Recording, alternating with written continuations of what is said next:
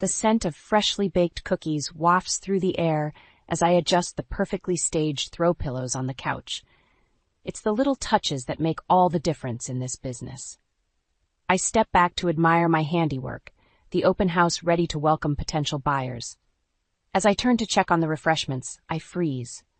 Walking through the front door, bold as brass, are Ethan and Chloe, my ex-husband and his new wife, the woman he left me for. I plaster on my most professional smile, but inside I'm seething. Ethan smirks as he approaches me. Well, if it isn't Zara, still trying to sell houses, I see. Chloe chimes in, her voice dripping with condescension. I'm surprised you're still in this business, Zara. Ethan told me you were never really cut out for it. I bite my tongue, refusing to give them the satisfaction of seeing me rattled. Ethan, Chloe, what a surprise. I didn't expect to see you here. We're looking for a new place, Ethan says, his arm snaking around Chloe's waist. Thought we'd see what you have to offer. The irony isn't lost on me. Years ago, I supported Ethan as he built his law firm, pouring my heart and soul into our marriage, but nothing I did was ever good enough. He grew distant, critical, always finding fault. Determined to contribute and find my own path, I pursued my real estate license. Ethan belittled my efforts at every turn, telling me I was wasting my time. I should have seen the signs then, but I was too blind, too in love. When I discovered his affair with Chloe, his much younger secretary, I confronted him. He denied it, made me feel like I was going crazy. Gaslighting, they call it. I didn't want to believe it, but the truth was staring me in the face. The divorce blindsided me. Ethan filed, citing irreconcilable differences. What a joke. He moved in with Chloe before the ink was dry on the papers. I fought tooth and nail for a fair settlement, but he did everything in his power to leave me with nothing. I hit rock bottom, but I refused to stay there. I poured myself into my work, determined to succeed on my own terms. And I did. I became a top-selling agent, started my own agency. I made it my mission to help women like me, those going through tough times, find their dream homes and rebuild their lives. And now, here I am, face to face with my past. Ethan and Chloe, looking to downsize. I can't help but feel a twinge of satisfaction at the thought of their financial troubles. I put on my most professional face and guide them through the house, highlighting its features. Ethan makes snide comments under his breath, but I ignore him. Chloe seems distracted, her eyes darting nervously between us. As we wrap up the tour, I can't resist a little dig. I'm sure I can find you something that fits your budget. My business has been thriving, and I have a lot of high-profile clients. I'm sure I can help you out. Ethan's face reddens, and he lashes out. You got lucky, Zara. You're just riding on my coattails. I smile sweetly. Luck has nothing to do with it, Ethan. I worked hard for what I have, and I did it all without you. Chloe shifts uncomfortably, and I can see the cracks in their perfect facade. This is just the beginning. They have no idea what's in store. The memories flood back as I drive home from the open house. Ethan's smug face, Chloe's cutting remarks. They're like a knife twisting in my gut, reminding me of everything I've tried to put behind me. I think back to our marriage, how I supported Ethan through law school, how I believed in him when no one else did. I was there for him, every step of the way, as he built his firm from the ground up. But the more successful he became, the more distant he grew. Nothing I did was ever good enough. He'd come home late, reeking of alcohol and perfume, and I'd pretend not to notice. I'd make his favorite meals, try to engage him in conversation, but he'd just grunt and retreat to his study. I remember the day I decided to get my real estate license. I was tired of feeling like a burden, of relying on Ethan for everything. I wanted to contribute, to have something of my own. When I told Ethan my plans, he laughed in my face. You? A real estate agent? Don't be ridiculous, Zara. You don't have what it takes. His words stung, but I refused to let them deter me. I studied hard, passed my exams, and threw myself into my new career. But Ethan never supported me. He'd belittle my efforts, tell me I was wasting my time. And then came the day I found out about Chloe. I stumbled upon a text message on Ethan's phone, a flirty exchange between him and his secretary. My heart shattered into a million pieces. I confronted him that night, my voice shaking with anger and betrayal. How could you do this to me, Ethan? To us? He looked me straight in the eye and lied. I don't know what you're talking about, Zara. You're being paranoid. There's nothing going on between me and Chloe.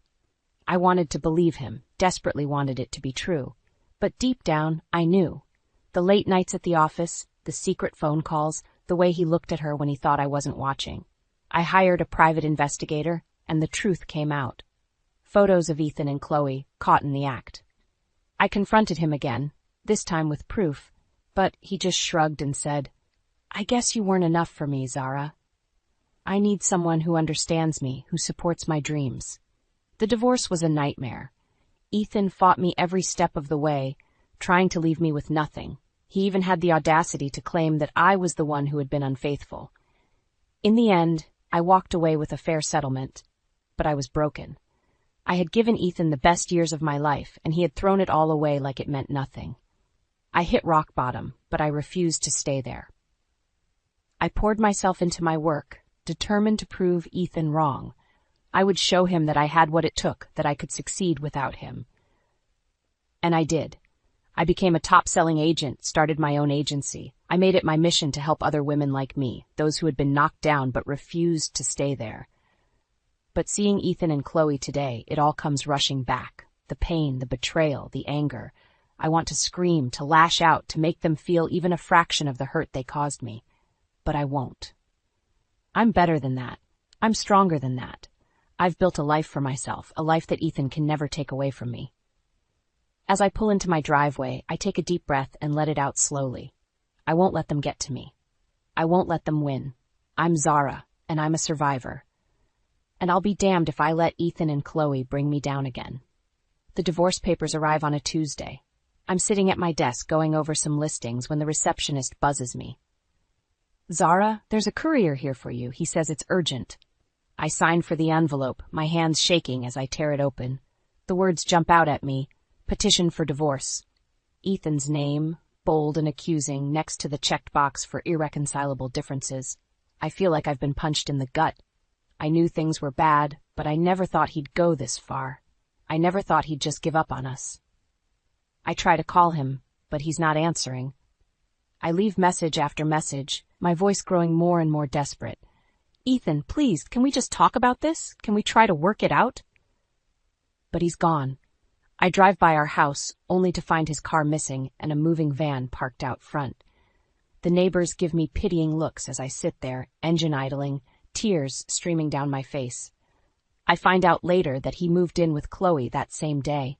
He didn't even have the decency to wait until the divorce was final. He just couldn't wait to start his new life with her. The divorce is a nightmare. Ethan fights me tooth and nail, trying to leave me with nothing. He hires the best lawyers, the most ruthless ones, and they tear me apart in court. I remember the day of the final hearing, sitting across from him in that sterile courtroom. He wouldn't even look at me, his eyes fixed on Chloe, who sat smugly in the front row. The judge bangs his gavel, and it's over. I walk away with a settlement, but it feels like a hollow victory. I've lost everything that ever mattered to me. I hit rock bottom after that. I can barely get out of bed in the morning, let alone go to work. I start drinking, just to numb the pain. I push away my friends, my family. I don't want their pity, their platitudes.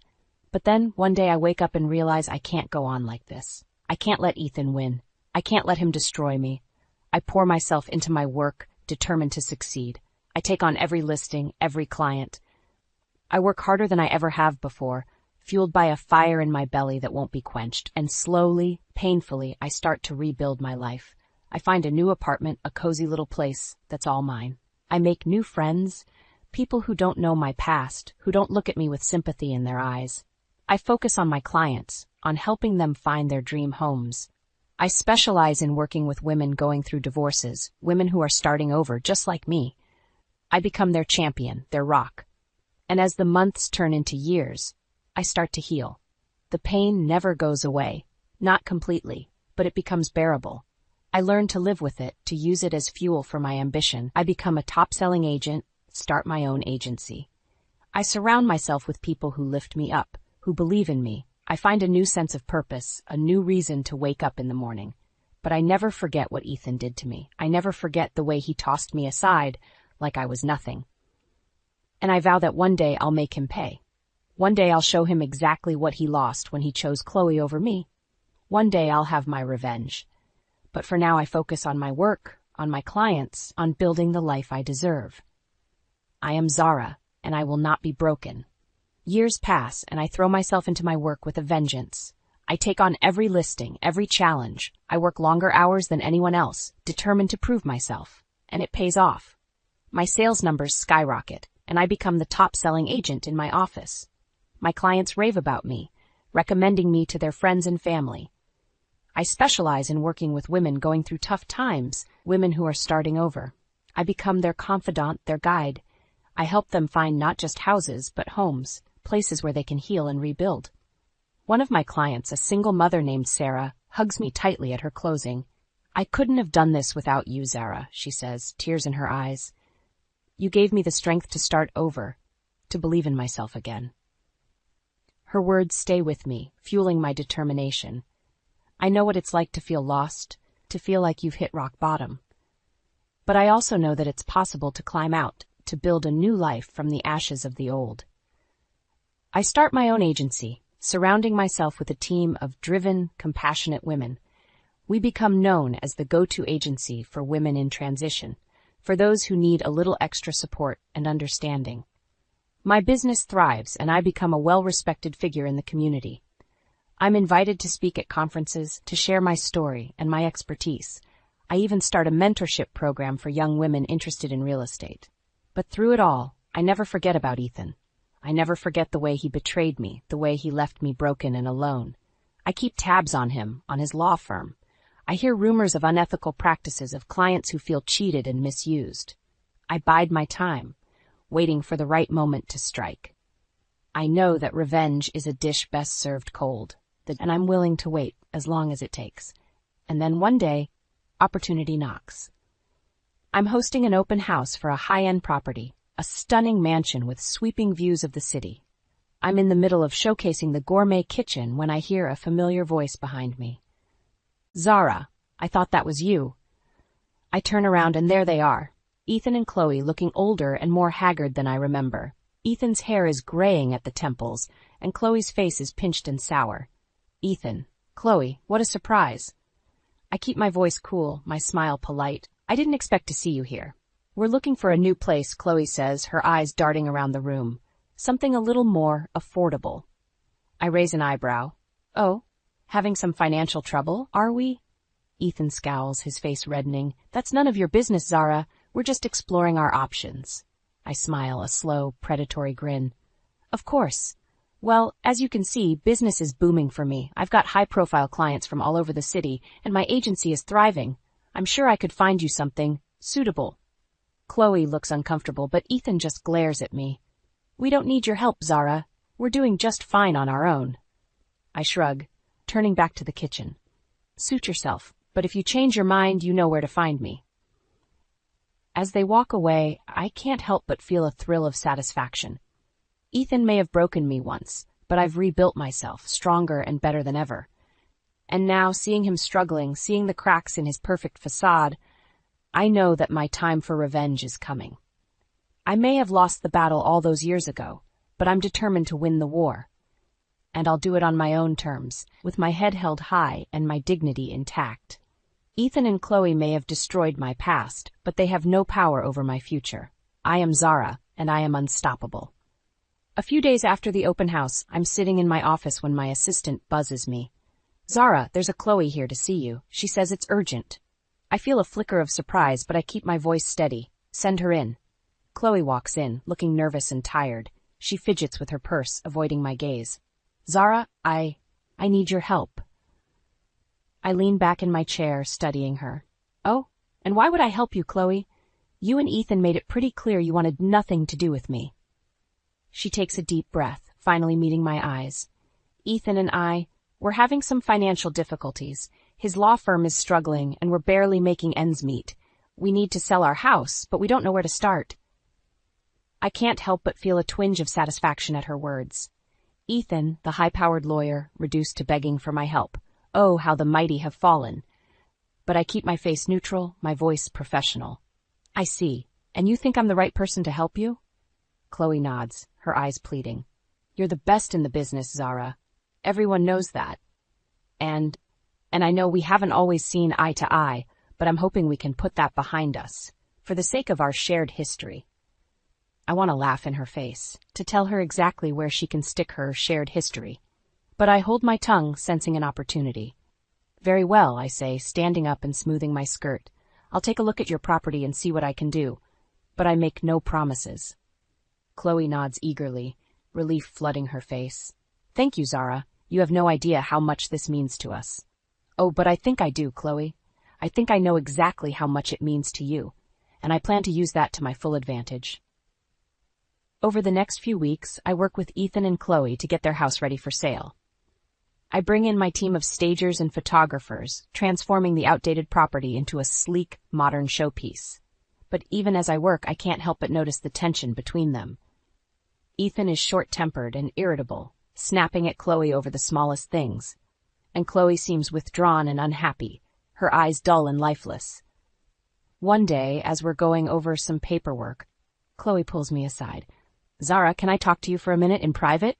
I nod, leading her into a quiet room. She takes a deep breath, her hands shaking. I don't know how much more of this I can take. Ethan, he's not the man I thought he was. I raise an eyebrow, feigning surprise. Oh, what do you mean? Chloe's eyes fill with tears.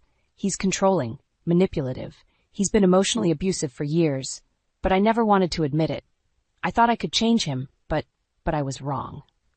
I feel a flicker of sympathy for her, but I push it down. This is the woman who stole my husband, who ruined my life. I can't afford to feel sorry for her. I'm sorry to hear that, Chloe, I say, my voice cool and detached. But what do you expect me to do about it? She looks at me, her eyes pleading. I don't know. I just needed to tell someone. I feel so trapped, so alone. I nod, my mind racing. This is it. This is the opportunity I've been waiting for, the chance to take Ethan down, once and for all.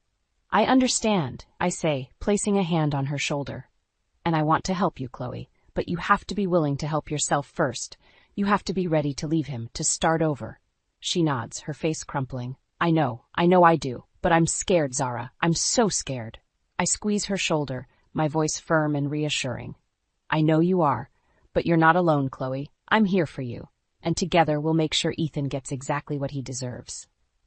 Over the next few days, I work closely with Ethan and Chloe, showing them potential properties that fit their budget.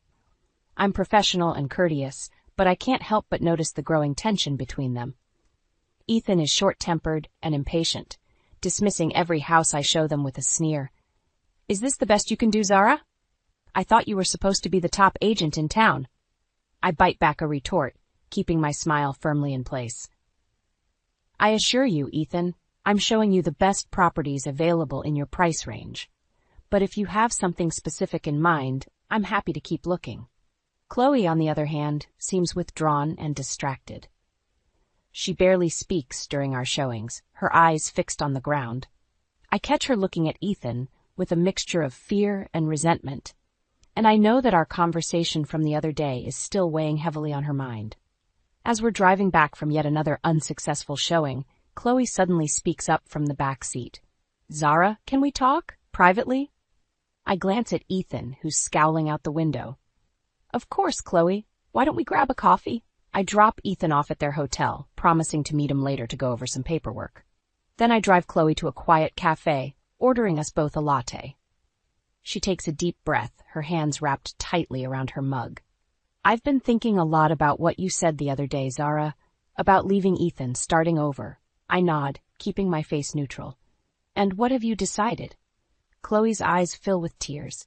I don't know if I can do it. He's all I've known for so long, and I'm scared of what he might do if I try to leave. I reach across the table, taking her hand in mine.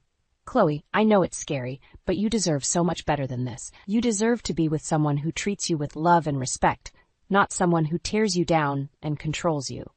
She nods, wiping her eyes with a napkin. I know you're right, but I don't even know where to start. I squeeze her hand, my voice firm and reassuring. Start by talking to a lawyer. Find out what your options are. And in the meantime, document everything. Keep a record of every time Ethan is abusive or controlling. It will help you build a case if you decide to leave. Chloe takes a shaky breath, nodding. Okay, I can do that. I smile at her, feeling a flicker of something that might be hope. And Chloe? Remember, you're not alone. I'm here for you, every step of the way. We finish our coffee and head back to the hotel, where Ethan is waiting impatiently in the lobby. Where have you been? He snaps, glaring at Chloe. I've been waiting for over an hour. I step forward, my voice calm and professional. I apologize, Ethan. Chloe and I had some business to discuss, but I assure you, everything is under control. He scowls at me, his eyes narrowing. It better be. I don't have time for any more of your games, Zara. I smile at him, a slow, predatory grin. Oh, Ethan, you have no idea what kind of game I'm playing. As I walk away, I can feel his eyes boring into my back, but I don't look back. I have work to do. Over the next few weeks, I help Chloe gather evidence of Ethan's abuse. She starts keeping a journal, documenting every cruel word, every controlling action. She takes photos of the bruises on her arms, the holes he's punched in the walls, and all the while, I'm building my own case against him. I reach out to some of his former clients, the ones who felt cheated and misused. I gather evidence of his unethical practices, his shady dealings. I know that the time is coming. The time to take Ethan down once and for all, and when that day comes, I'll be ready. Ready to watch him fall, ready to see the look on his face when he realizes that he's finally met his match. In Zara, the woman he once destroyed, the woman who rose from the ashes, stronger and more powerful than ever before, the woman who will be his ultimate downfall. The day of reckoning arrives sooner than I expected. I'm in my office going over some paperwork when my phone rings. It's Chloe, and she's hysterical. Zara, please, you have to help me. Ethan, he found out about the lawyer. He's furious. He's threatening to hurt me, to ruin me. I'm on my feet in an instant, grabbing my keys and my bag. Chloe, listen to me. Get out of there now. Go somewhere safe. I'll take care of Ethan. I can hear her sobbing on the other end of the line. Okay, I'll go to my sister's place. But Zara, please be careful. He's not in his right mind. I hang up the phone, my heart racing. I know what I have to do. I drive to Ethan's office, my mind churning with possibilities. I know I have to be smart about this, have to play my cards just right. I walk into his office without knocking, my head held high. He looks up from his desk, his face twisting with rage. What the hell are you doing here, Zara? I smile at him, a cold, calculating smile. I think you know exactly why I'm here, Ethan. I know what you've been doing to Chloe. I know about the abuse, the manipulation. He stands up, his fists clenched at his sides. You don't know anything, Zara. You're just a bitter, jealous woman who can't let go of the past. I laugh, a harsh, brittle sound. Oh, Ethan, you have no idea what I'm capable of. I've been watching you, gathering evidence. I know about your unethical practices, your shady dealings. I have enough to ruin you, to destroy everything you've ever worked for. His face pales, and I can see the fear in his eyes. You're bluffing. You don't have anything on me. I reach into my bag, pulling out a thick folder. Oh, but I do, Ethan. I have testimonies from your former clients, the ones you cheated and lied to. I have financial records showing your embezzlement, your fraud. I have photos of Chloe's bruises, the ones you gave her when you lost your temper. I toss the folder onto his desk, watching as he scrambles to pick it up. It's over, Ethan. You're finished. And if you ever come near Chloe again, if you ever lay a hand on her, I'll make sure you spend the rest of your life behind bars. He looks up at me, his face contorted with rage and fear. You can't do this, Zara. You can't destroy me. I lean in close, my voice a low, menacing whisper. Watch me. I turn to walk away, but he grabs my arm, his fingers digging into my skin. You'll pay for this, Zara. I'll make sure of it. I wrench my arm away, my eyes blazing with fury. No, Ethan, you're the one who's going to pay. For everything you've done, to me, to Chloe, to all the people you've hurt along the way. You're going to pay, and I'm going to be the one to make sure of it. I walk out of his office, my heart pounding in my chest. I know that this is just the beginning, that there will be a long, difficult road ahead. But I also know that I'm ready for it, ready to fight for what's right, ready to take back the power that Ethan stole from me all those years ago. I get in my car and drive to Chloe's sister's place, my mind racing with possibilities. I know that I have to be there for her, have to help her through this difficult time. But I also know that I have to be strong, have to be the one to lead the charge. Because this is my fight, too. This is my chance to make things right, to get the revenge I've been dreaming of for so long. And I won't rest until Ethan is brought to justice, until he's made to pay for all the pain and suffering he's caused. I am Zara, and I am a force to be reckoned with, and heaven help anyone who tries to stand in my way. The fallout from my confrontation with Ethan is swift and brutal. Within days, the news of his unethical practices and abusive behavior is splashed across every newspaper and news site in the city.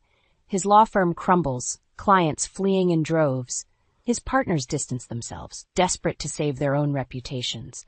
And Ethan himself is disgraced, his name becoming synonymous with corruption and deceit.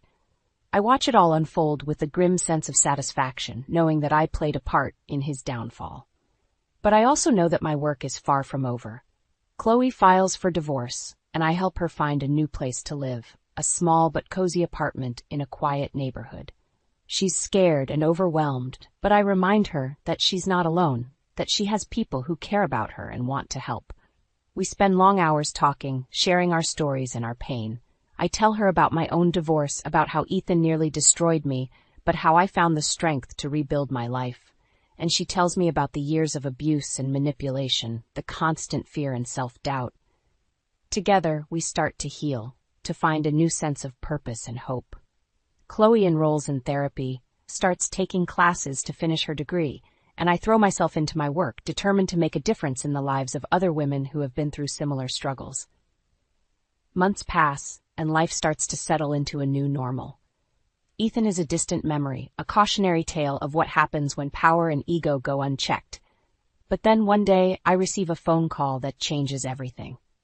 It's Ethan, and he's begging for my help. "Zara, please," he says, his voice desperate and broken. I know I have no right to ask, but I don't know where else to turn.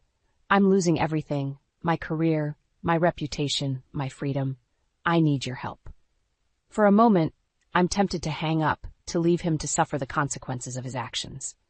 But then I remember something my therapist once told me about the power of forgiveness, about how holding on to anger and resentment only hurts ourselves in the end.